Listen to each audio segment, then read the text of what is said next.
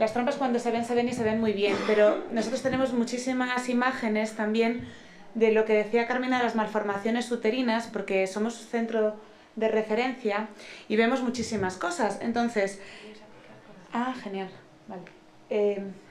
Pues con esto, ¿no? Pues no va mucho, vale.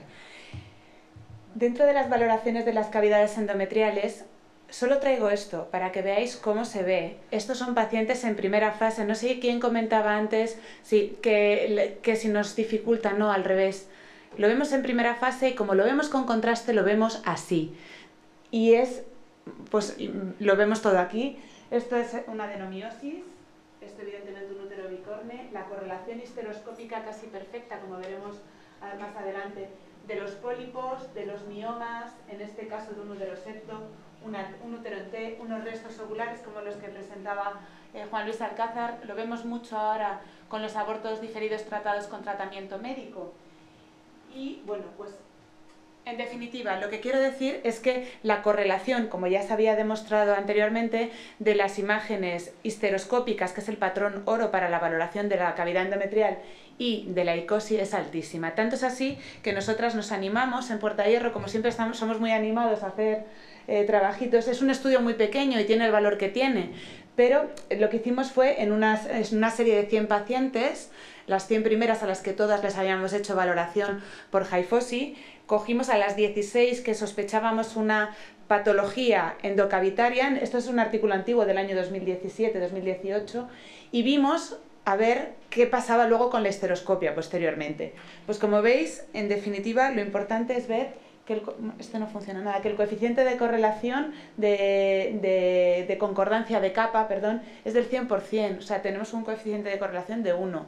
Evidentemente la crítica a este artículo es facilísima. ¿Y qué pasa con las pacientes normales? Eso es un trabajo a hacer en un futuro, pero el problema de planteamiento es que a todas las pacientes habría que hacerle dos cosas, una histeroscopia y una Haifosi. Empezamos a hacerlo, pero la persona que lo hacía se fue de nuestro centro y dejó la tesis doctoral sin finalizar, y ya pues no proseguimos con el estudio. Pero pues que sepáis que la concordancia, es como ha dicho el profesor Emanuel, es una concordancia muy alta y nos puede llevar a una histeroscopia virtual por Haifosi, ¿vale? Que no sería necesaria la diagnóstica previa. Y por último, esto es un caso que lo conocéis muchos de vosotros, es un caso de una paciente que tiene una adenomiosis, una paciente con esclerosis múltiple, que en el fondo veis aquí también hay un mioma. Y bueno, pues nos llamó mucho la atención, es parecido al que ha presentado Laura Socillo, pero como más llamativo, y es la primera vez que lo veíamos. Nos llamó muchísimo la atención y veis cómo se va el contraste al miometrio y pasa a través de los vasos. ¿Qué tenemos de protocolo de actuación cuando nos pasa esto? Este vídeo es largo porque era la primera vez que nos pasaba y nos pilló de sorpresa, que no supimos qué hacer y seguimos. Pero ahora mismo cuando lo vemos paramos. ¿Y por qué paramos?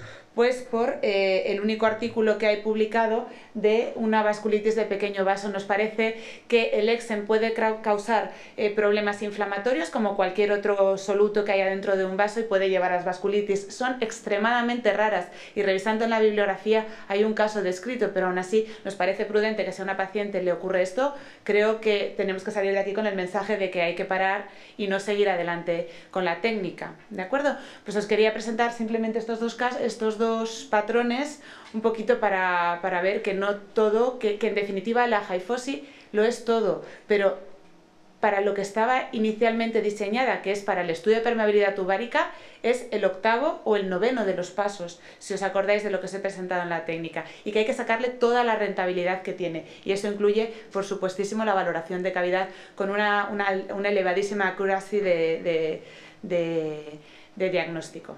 ¿De acuerdo?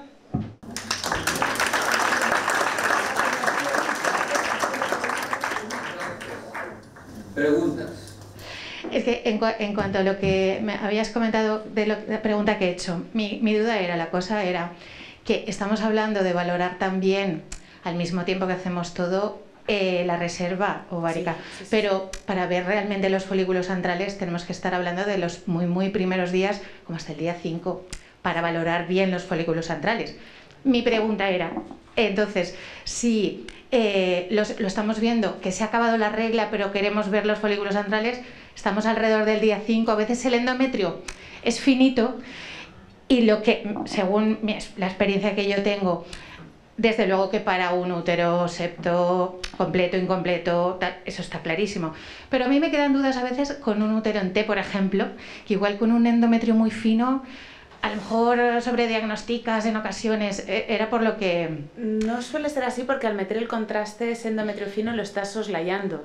Y luego, en cuanto a lo del recuento de folículos, nosotros evidentemente hacemos recuento de folículos antrales, pero como manda la SEF, hacemos recuento, hacemos antimulleriana, hacemos FSH, LH y estradiol, con lo cual al final es como todo en medicina, o como casi todo es un compendio diagnóstico y tú le das a la paciente unas expectativas en función de varias pruebas.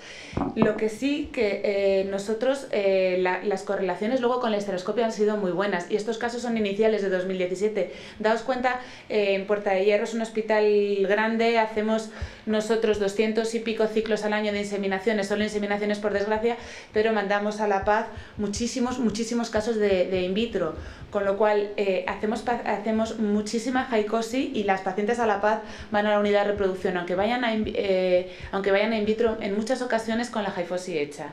Esto nos lleva a ver que la correlación entre los úteros en T que luego hemos hecho histeroscopia, porque evidentemente no las mandamos a La Paz con el útero sin corregir antes de hacer una técnica de reproducción asistida, es muy elevada.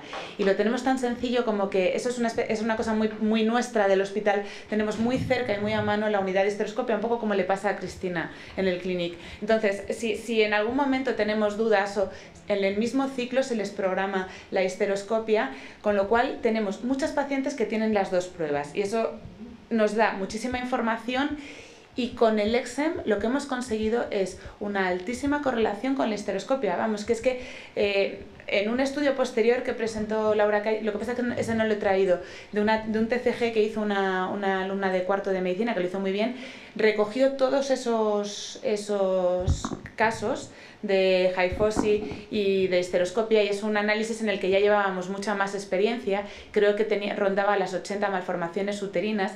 Este está publicado en el Minimal Invasive Surgery Journal. En ese el coeficiente de correlación no era del 100%, pero era del 87 o del 90%, era altísimo también. Con lo cual, en resumidas cuentas, para que os lo llevéis a casa, si lo haces con EXEM, aunque lo hagas muy pronto en el ciclo, los resultados, teniendo experiencia para valoración de malformaciones uterinas, son muy superponibles a los de la histeroscopia, que no olvidemos es el patrón oro. ¿De acuerdo? ¿Respondo así a tu pregunta? Sí, vale. Totalmente.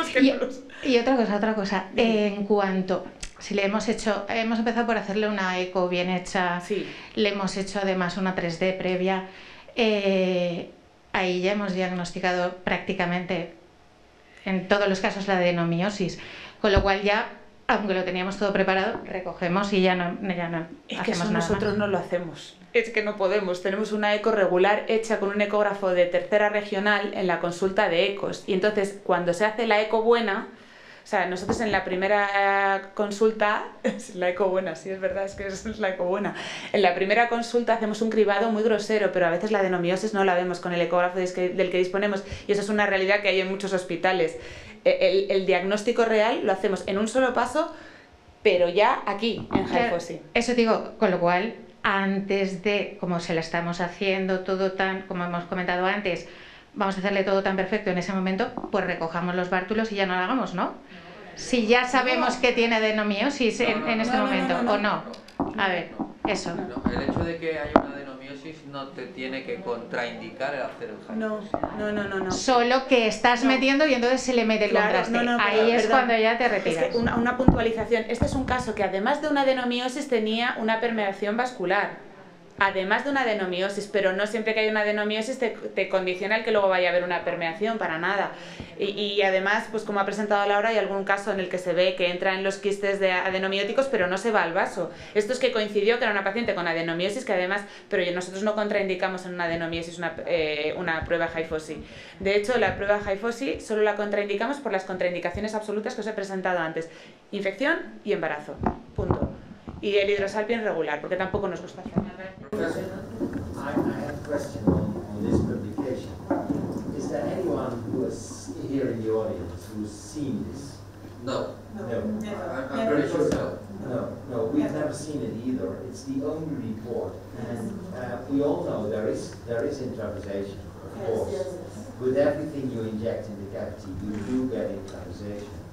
But if you read the report well, it is not proven. No. That's what I said. Yes. That this is the only case published, but we cannot conclude that there is a direct relationship between the intravasation and the appearing of the vasculitis.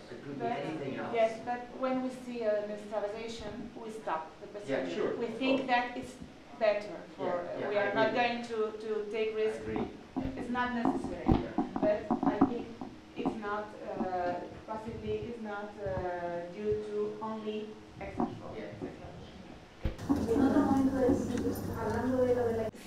Si en el momento de la intravasación me ha dado tiempo a ver las trompas, que muchas veces es así, o sea, por experiencia clínica ya las has visto, pues anda, mira, se ha intravasado, paro.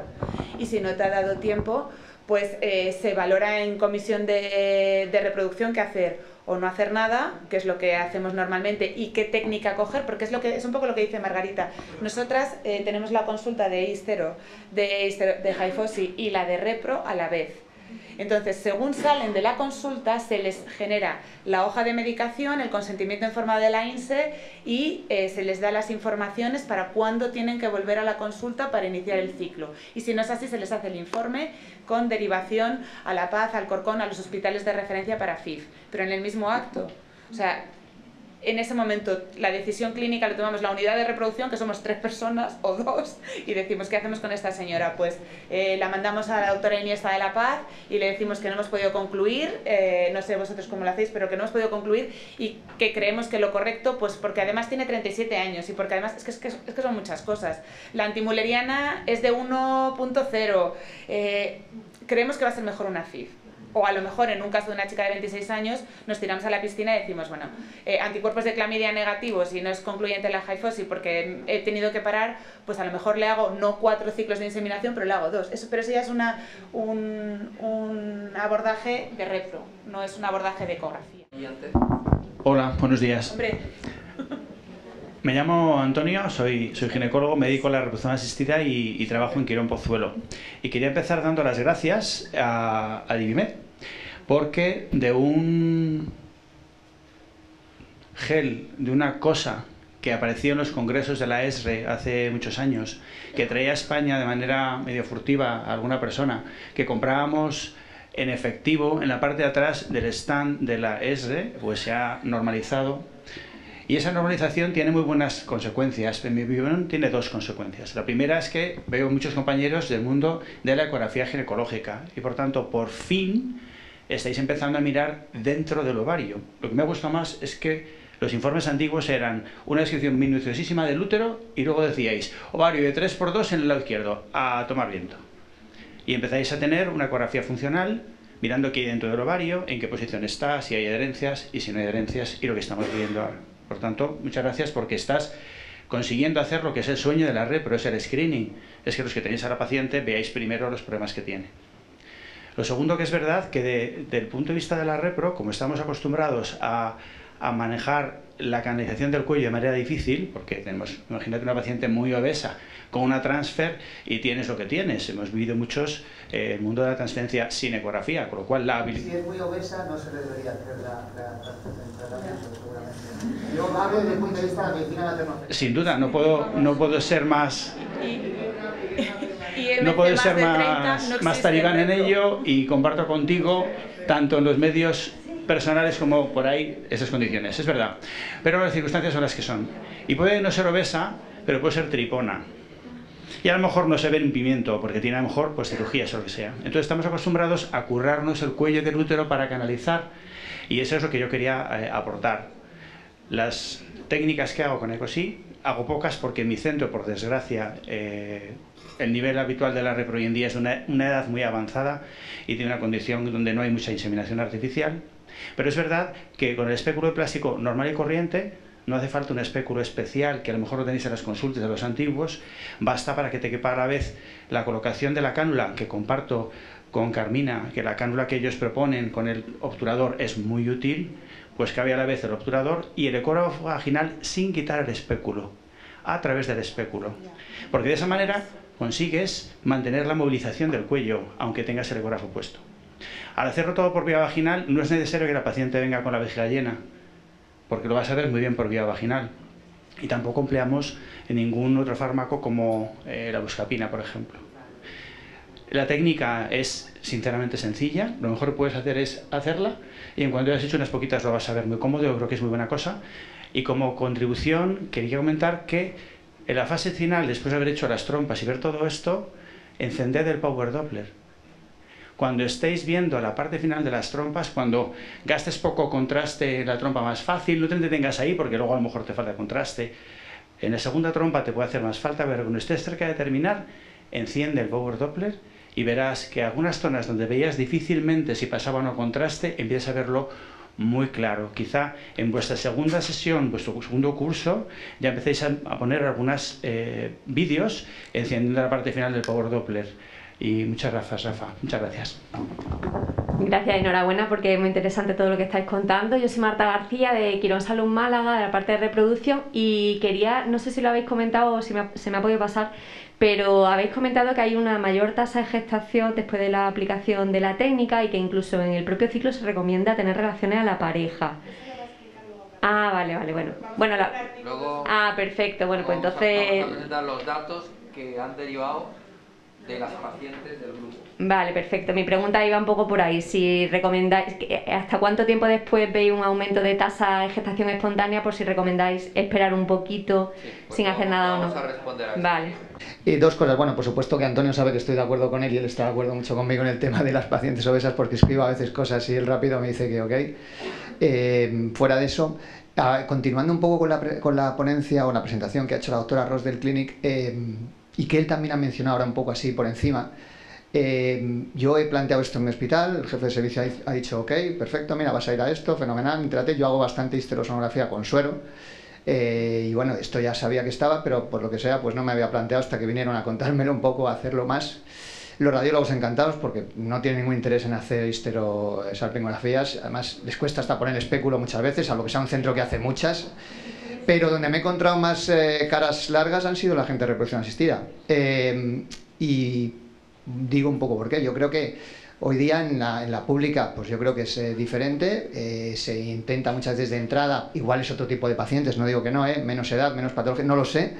Pero en los centros privados o no sé, por criterios los que sean, no voy a entrar tampoco así en público a decir cosas que tampoco tengo claras, pero se opta mucho más por la fecundación in vitro de entrada. En parejas, ya no hablo en gente que vaya sola y que obviamente pues hay una inseminación, es más lógico, una mujer que no tiene pareja y simplemente es porque no tiene pareja, pues una INSE si no tiene ninguna patología ya está, porque lo que necesita es un donante, un gameto, pero es que se recurre casi de entrada y entonces las caras que me han puesto es, bueno, es que esto no te lo vamos a mandar porque es que nosotros, y sí que me mandan luego muchas veces incluso para hacer laparoscopias de hidrosalpis, etcétera, que eso sí los quitamos todos. Pero, y me da un poco, pues no sé, no sé qué sensación, ¿no? Decir, oye, esto va a ser para mejor, porque muchas de esas pacientes podrían optar directamente por una INSE. No soy experto en repro y seguramente cada fecundación in vitro tenga su razón, y ya sé que seguramente la tasa de embarazo sea mayor, pero es donde me he encontrado más personas reacias, o sea, porque si no, tendríamos muchas pacientes para hacerlo, yo creo de rutina como se está planteando aquí. O sea, me parece muy útil por todo lo que habéis contado y muchísimas cosas que estoy aprendiendo. Pero es la cara más larga que me he encontrado de la gente de reproducción y me ha llamado la atención, porque yo pensé que iba con una noticia fantástica y eso que me mandan un montón de pacientes, eso para acabar haciendo laparoscopias, que se las hago yo, etcétera, pero histeroscopias, pero esto han dicho que no, que casi que otra cosa. Gracias, muchas gracias además por todo a todos. Es que las pacientes llegan tarde, llegan las malas que ya vienen de técnicas fallidas de la seguridad social y las que vienen por cuenta propia llegan tarde por culpa de todos probablemente. Porque tienen una falsa sensación de que la fecundación in vitro en última instancia le va a dar el hijo que desean y lo dejan para muy al final. Entonces esto es labor de todos, el concienciar a las pacientes de que la tasa máxima que puede ofrecer una fecundación in vitro es de un 50% de éxito, cosa que no tenemos, las pacientes por supuesto no lo tienen en mente porque lo que ven son madres muy añosas con niños, las famosas, eso socialmente sí que vende, sí que se difunde, pero no las lágrimas que nosotros vemos en consulta una y otra vez en pacientes que tenemos que indicar ovodonación prácticamente según entran por la puerta. Entonces, cualquier técnica de estudio que realmente no nos vaya a aportar una diferencia en el tratamiento que nosotros vamos a plantear a la paciente, solo hace gastarle más dinero en pruebas que cuando llegan a la privada las tienen que pagar ellas. Eso es pues algo que nosotros también tenemos en cuenta, y retrasar el comienzo de tratamiento. Entonces, nosotros de hecho hemos comenzado con una consulta base de reproducción en ginecología para intentar acercarnos un poquito más a las pacientes, que no se piensen tanto el ir a consultar reproducción, incluso aunque sean gratuitas las primeras visitas, por el hecho de ese abismo, ¿no?, que tienen que saltar para llegar a consultar por primera vez, acercárselo y retrasar ese intervalo de tiempo de la primera consulta. Y es ahí donde estamos planteando el intentar meter esta técnica, pero en consulta de reproducción creo que van a ser muy poquitos los casos en los que realmente la podamos aplicar, no porque no queramos, sino porque va a haber poca indicación. Creo que es tarea de todos los ginecólogos un poco que bajemos a la tierra de lo que puede aportar la reproducción asistida, que vamos arañando porcentajes poquito a poco, haciendo cada vez las cosas un poquito mejor, pero que ese techo del 50 como mucho no lo superamos, y la sociedad no lo sabe y muchos de los ginecólogos tampoco. Buenas, yo soy Lucía Serrano, que estoy terminando la tesis, que se ha hablado en varias ocasiones de ella. Yo quería preguntar, porque se ha comentado que en caso de obstrucción tubárica se puede recurrir a estereosalpingografía para confirmarla, porque emplea mayor volumen y un catéter con balón que evita el reflujo, de tal manera que se consigue una mayor presión intrauterina para confirmar si realmente está obstruida. Pero eso también se puede hacer con una HIFOS, poniendo más volumen y, si hace falta, poniendo un catéter con balón, ¿no? Nosotros es lo que hacemos. Que no hay... Eso es lo que estoy contando yo con las sondas que usamos nosotras. Claro, efectivamente. Puedes hacer la presión que quieras de forma dirigida a la trompa, que se ha interrumpido en la región angular, que tú quieres ver que salga el contraste por la frente. Entonces, esa indicación de utilizar la histerosalpingografía como prueba confirmatoria de obstrucción tubárica, ¿realmente? Nosotros, de hecho, hacemos otra cosa que les molesta a las pacientes un pelín, pero se lo avisamos, que es dar, cuando ya está todo el contraste metido y te está refluyendo un poco en una trompa y crees que va a pasar, una embolada de 0,5 cc de aire. Y a veces pasa el contraste. O de suero fisiológico, depende. Pero con eso te permite darle más presión. Y es cuando mételo en bolo. Pues mételo en bolo es darlo más fuerte que la inyección despacito de contraste que solemos utilizar. Pero vamos, si no, Carmina usa las sondas con tope, nosotros usamos una sonda pediátrica de Foley con un baloncito, que yo creo que Cristina también la usa en el Clinic, que son maravillosas las de neonato, las más finitas, las azules, las que os he presentado, y metemos un baloncito con 0,5 cc de suero fisiológico, que tiene dos problemas. El primero, que necesitas una conexión con una rosca Luer para poder meter el contraste, y las jeringas tope que tenemos en mi hospital son de 5 cc o de 3 cc, perdón. Entonces tienes que meter en bolas de 3, pero bueno, nos apañamos. Y el otro problema que os iba a comentar, pues no sé, no me acuerdo ahora mismo, se me ha ido. Bueno, pero tiene poco problema. La bola de la Foley, que distorsiona la cavidad. Distorsiona la cavidad, eso es. Para la señora que ha preguntado para el antral follicle count during the cycle, habíamos hecho un trabajo en que habíamos visto que el antral follicle count es el mismo a diferentes tiempos del ciclo, y que si hay una diferencia, no es una diferencia que es clinically relevant. So, podemos hacerlo even when there is a maturation.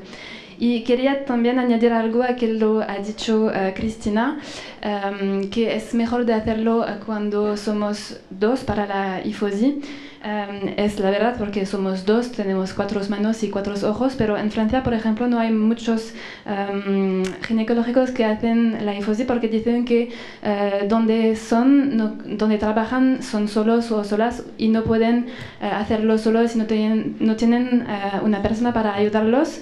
Pero en la formación queremos demostrar y aprenderlos que es muy fácil de hacerlo solo. Tenemos 2 manos y la paciente también tiene 2 manos, puede ayudar si es necesario, sí. So, para mí yo prefiero hacer la hifosi sola, porque cuando yo hago el producto, yo sé cuánto producto yo he hecho y con cuál presión, y eso también es una información importante. Es totalmente posible y es muy fácil. Yo en cuanto a lo que has comentado tú, estoy totalmente de acuerdo, ¿eh? Lo que pasa es que sí que es verdad que creo que igual el cambio en la mentalidad, pues no a todo el mundo lo tiene del mismo modo, ¿no? Y sigue habiendo un poco, pues, un grupo de personas que puede pensar, y creo que ha de quedar claro, ¿no? Que realmente considerar que la histerosalpingografía o sea, va a rebatir lo que diga la histerosonosalpingografía es un error, porque además, si pensamos sobre todo en las obstrucciones proximales, que eso está pasando por un espasmo, tiene falsos positivos, pero tantos falsos positivos tiene un ICOSI como puede tener una histerosalpingografía, ¿no?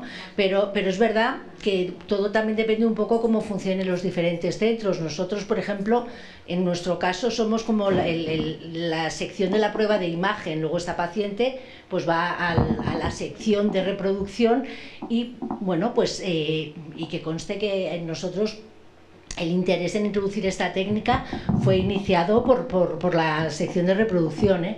Pero es verdad que bueno, pues igual este cambio total de mentalidad y de acabar creyéndose más, digamos, la histerosonosalpingografía que no la histerografía, la radiológica, pues bueno, pues es un cambio de mentalidad que yo pienso que es cuestión, o sea, a ver, nosotros estamos haciendo ahora mismo a lo largo del año, el año pasado me parece que hicimos 8 o 10 histerosalpingografías, ¿no? Cuando hacíamos 160, ¿no? Entonces, bueno, es verdad, pues lo que os he mostrado antes, que ese cruce de las líneas, pues hay en sitios que son súper abruptos y que a veces los condicionantes externos colaboran mucho, ¿no? Y otras veces no tanto. Nosotros, pues, como cosa que creo que en general, esta experiencia que tuvo Cristina es más bien excepcional, porque en general los radiólogos es algo que es una técnica que se quieren quitar de encima, porque colocar un espéculo y tener el contacto con la vagina no es algo que para ellos, mientras que para nosotros es el día a día, para ellos no es una prueba que les sea grata. Pero bueno, que en eso estamos, ¿no? Y creo que realmente en poco tiempo se ha avanzado mucho y que está claro el camino, vamos. Nada, yo voy a ser muy rápida. Lo de hacerlo 2 ginecólogos, nosotros empezamos así, que también te da como seguridad y te permite pues que la curva a lo mejor de aprendizaje sea un poco más, pero ahora lo hacemos uno solo con ayuda de una enfermera que va preparando el material y no tenemos ningún problema.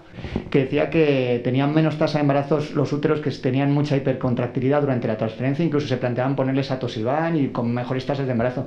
Igual alguna línea de investigación podría ser, igual no utilizar desde luego el espasmolítico para que no te mascare a veces una hipercontractilidad que no sé de qué manera la medían, no recuerdo, miometrial, y que bueno, pues podría ser alguna línea de investigación para abrir, ¿no? Si aunque sea una valoración subjetiva o si de alguna forma más objetiva cuantificarla durante la administración del contraste, podría ser un factor que luego bueno, pues hiciera cambiar el manejo, si de verdad con tocolisis o no sé de qué manera, que es lo que empleaban estos autores en aquel trabajo, pues había una tasa de embarazo mayor, ¿no? Y luego también yo creo que si no se pone antibiótico para hacer histeroscopias, en principio, no le veo mucho el sentido de poner acitromicina, que es un fármaco, ya sé que tú no lo haces, igual que para poner DIUs, hay gente que lo hace, me parece que es algo que bueno, alteras al final la flora, en fin, todo esto que se habla también, si vamos a un congreso de disbiosis nos matarían, ¿no? Si encima ponemos acitromicina a todas. Yo es que sí creo mucho en la disbiosis como fuente de patologías, muchas en medicina materno-fetal, por ejemplo, y en otras muchas cosas, ¿eh? Así que, bueno, que no sé. Gracias por el apunte, Javier. Es muy rápido. En cuanto a los espasmos, porque vemos la imagen de la cavidad, incluso que se queda a nivel intersticial, ambas, esperas, vuelves a introducir otro bolito, al final no consigues, pero piensas que puede ser un espasmo. La actuación es volver a citar a la paciente en otro segundo tiempo o simplemente lo dejas así y lo das como obstruido y se acabó. Yo creo. Yo solo quería dar un apunte que de la misma manera que estábamos comentando lo de que si la prueba es cara, realmente la histerosalpingografía en medicina privada, yo hago mucha práctica privada también, era una prueba prácticamente en desuso. O sea, no la pedíamos casi nunca. Entonces, ahora yo creo que sí que la HIFOSI te puede aportar algo más de lo que te aportaba la histerosalpingografía antigua. Entonces, el problema en reproducción yo creo que es otro, y no es el foro para decirlo, porque no diré cosas que todos estamos pensando pero que no se pueden decir. O sea, de otro tipo de intereses que a lo mejor puede haber detrás de que la prueba no tenga tantísima difusión por parte de los profesionales de la reproducción. Pero realmente la histerosalpingografía pues es que se hacía poco o prácticamente nada, y ahora yo creo que se hacen más pruebas de trompa ahora con la HIFOSI en privado de las que se hacían antiguamente cuando no existía. Claro, lo que pasa es que en el ámbito de la medicina privada, o sea, cuando es medicina privada pura está clarísimo que es el HIFOSI y para nada la histerosalpingo, pero las aseguradoras pagan la histerosalpingografía, con lo cual la gran mayoría de la gente se la hace para no tener que pagarlo, pero tal cual, ¿eh? Entonces solo te llegan pues el boca a boca, me han dicho que las hacéis muy bien, que duele menos, que es más natural, que no hay radiación, pues a quien le llegan estas cosas, pero si no... Y entonces es así el tema de las aseguradoras, o sea, están empezando a valorar si lo cubren, pero claro, las tienen que pagar muy bien porque todo este material es caro. Y es así, las sondas que nosotros usamos son caras, pero nosotros las cobramos a la paciente igualmente, y además es que se informa esta sonda tal, pero es que, vamos, es así. Entonces todo tiene que guardar un equilibrio. No pretenderán pagarlas a 8 euros. Yo no sé cuánto pagarán las histerosalpingografías, pero... A 1 euro, me acaba de contestar pues les interesará porque luego les pagan más otras pruebas y entonces... Claro. Bueno. Pero eso también es muy importante. Vamos a arrancar un vídeo de una sonohistero, de una HIFOSI, digamos, con una técnica, digamos, con unos settings de la máquina, digamos, normales, no seteados. Cuando salió esta técnica, ¿vale? Esto es como se ve en escala de gris, vemos ahí el paso por la trompa derecha, se está focalizada la trompa derecha, ¿vale? Bueno, lo digo porque al principio estos eran los settings que nos pedían. ¿Qué veis ahí? Lo que vais a ver es el contraste mucho más nítidamente, ¿vale? Entonces, esto parece que no, pero también os va a ayudar. Es decir, ¿qué hacemos? Estamos trabajando con la mayor frecuencia posible, con la menor ganancia posible en escala de gris, de manera que casi oscurecemos. Y de hecho el ovario se intuye un poquito allí porque estoy viendo un poco lo que es el folículo, ¿vale? Pero cuando no tengáis claro la visión del contraste, ¿vale? En escala de gris normal, cuando utilicéis, en vez de utilizar, lo vuelvo a poner, ¿vale? Este es el sin tunearlo, vamos a decirlo así. Esta sería la imagen sin tunearlo, y esta sería la imagen tuneada, ¿ok? En donde veis que está mucho más oscuro y el contraste se hace mucho más evidente, ¿ok? Entonces, a mí me parece que el que tengáis la idea de que yo, manejando la máquina en determinadas pacientes, voy a conseguir ver lo que a lo mejor no soy capaz de ver de entrada con el setting que tengo programado en la máquina, ¿ok? Entonces, nosotros empezamos a trabajar, de hecho GE en sus máquinas tiene un preset específico para esto, ¿vale? Tiene ya ajustado unos settings de ganancia, de calidad, de persistencia, de contraste y de frecuencia programados para lo que sería la HIFOSI o el HIFOSI, ¿vale? Y ya con esto nos vamos a comer.